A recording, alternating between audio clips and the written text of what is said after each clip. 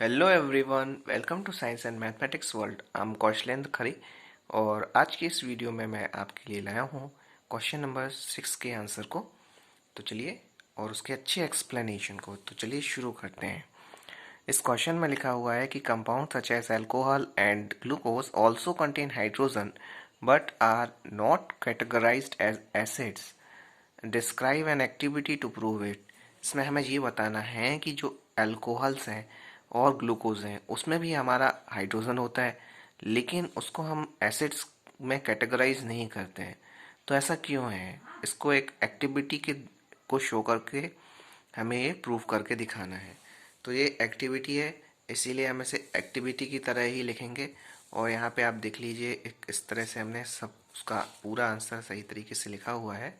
इसमें ऑब्जर्वेशन भी है, रिजल्ट भी है, कंक्लूजन भी है। तो इसका एक्सप्लेनेशन आप समझ लीजिए। इसमें है 2 iron nail fitted on a cork. इसमें हमने 2 आयरन नेल को एक कॉर्क में फिट कर दिया है और उसे 100 ml वीक के बीकर में रख दिया है।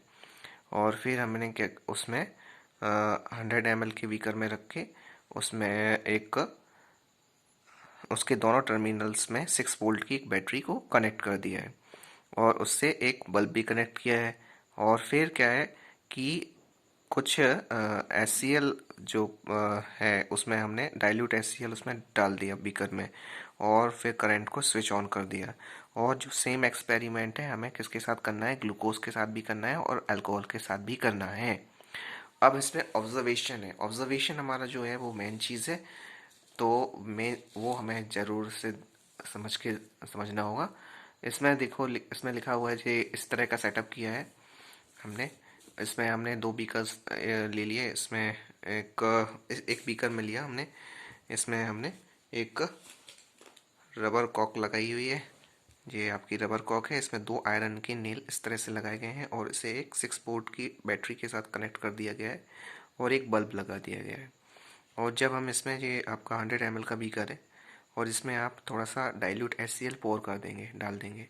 जब इसकी कीक दबा देंगे, बैट ऑन करेंगे इसे, तो ये बल्ब ग्लो करेगा। इसमें है कि it is observe that the bulb glows in HCl solution and does not glow in glucose solution। तो ये glucose and alcohol solution also. So उसमें आपका बल्ब ग्लो नहीं करेगा, केवल बल्ब ग्लो करेगा आपका HCl सोल्यूशन में। ऐसा क्यों होता है? क्योंकि जो HCl होता है वो ही आपके H+ आयन रिलीज कर सकता है, जिसके कारण ये बल्ब चल सकता है। और दूसरे ये H+ आयन रिलीज नहीं करते, इसलिए वो बल्ब नहीं चलता है। हमारा दूसरा सेटअप में इस तरह से रहेगा कि आपका जब इस तरह से हम कॉर्क में ही इस तरह से लगा लेंगे और इसमें भी 6 वोल्ट की बैटरी और बल्ब लगा लेंगे, तो bulb will not glow because there is a glucose in this beaker.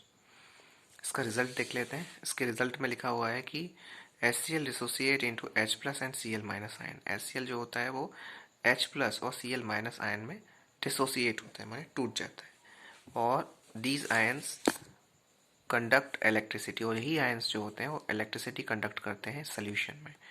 और इसके कारण जो रिजल्ट है, resulting in the glowing of bulb, और उसके कारण बल्ब जल जाता है।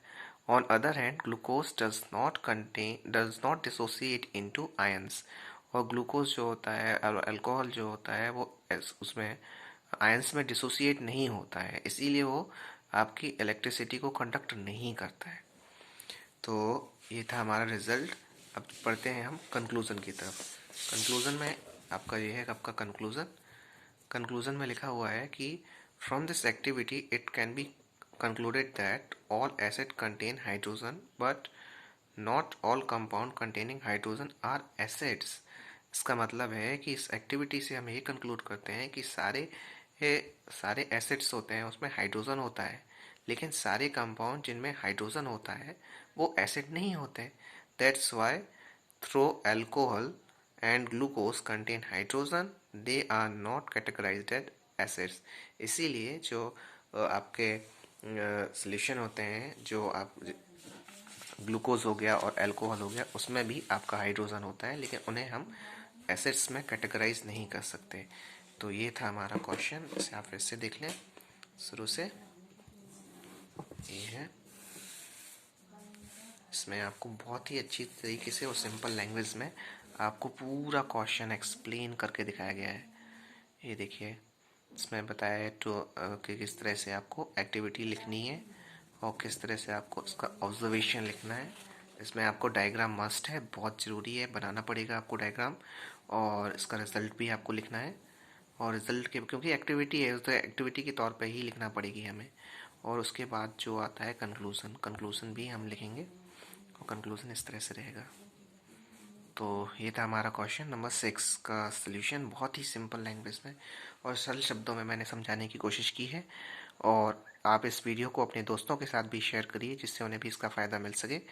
और कमेंट करके हमें बता दें कि आपको वीडियोस हमारी पसंद आ रही हैं कि नहीं।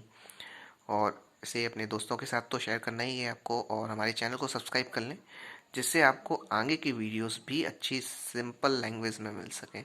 आपको पूरी एनसीईआरटी का सलूशन प्राप्त होगा इस चैनल में। मिलते हैं अगले वीडियो में। गुड बाय, जय श्री राम।